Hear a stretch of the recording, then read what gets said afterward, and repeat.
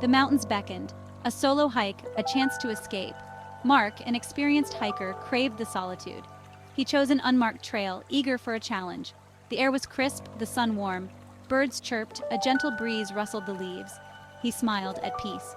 The trail wound upwards, each step taking him further into the woods. Hours passed. The sun began to dip. He reached for his map, a knot of worry forming in his stomach. It was gone. Panic set in. He was lost. He tried to retrace his steps, but every turn seemed wrong. The sunlight faded, shadows grew longer, twisting into menacing shapes. The forest, once inviting, now felt oppressive. Fear gnawed at him. He was alone, swallowed by the wilderness. The once comforting sounds of nature transformed into a sinister symphony. Each rustle of leaves sounded like footsteps, every owl's hoot a blood-curdling scream. He stumbled on, desperation fueling his every step. He had to find shelter. Night was falling fast. The forest had grown dark, the moon obscured by thick clouds. His heart pounded in his chest, each breath shallow and ragged. He was cold, hungry, and utterly lost.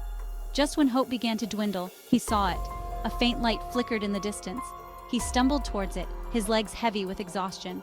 As he drew closer, the outline of a small, dilapidated cabin emerged from the darkness. Smoke curled from its chimney, a beacon of hope in the desolate wilderness. Was someone inside? He had to try. Section 4. A Glimmer of Hope? He approached cautiously, each creaking step echoing in the stillness. The cabin door hung precariously from one hinge. He pushed it open, his heart pounding in his chest. The interior was small, dusty, and dimly lit by a flickering oil lamp. The air was heavy with the scent of decay and something else, something unsettling he couldn't quite place. Despite his unease, relief washed over him. It was shelter. It was a chance. He would figure out what to do in the morning. Section 5. Trapped by the canvas. He noticed the paintings. They lined the walls, each one a portrait of a different person. Their eyes seemed to follow him, their expressions cold, accusatory. He shuddered. They felt strangely lifelike, as if they were watching his every move. Exhaustion finally claimed him. He collapsed on the dusty floor, using his backpack as a pillow. He tried to ignore the paintings, their haunting gazes burning into him. He closed his eyes, praying for sleep, praying for morning.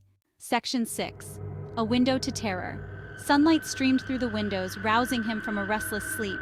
He blinked, momentarily disoriented. Wait, windows? He sat up, heart pounding. He scrambled to his feet, his blood turning to ice. The paintings, they weren't paintings at all. They were windows.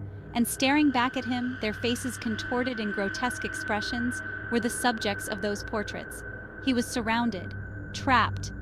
His scream echoed through the silent woods.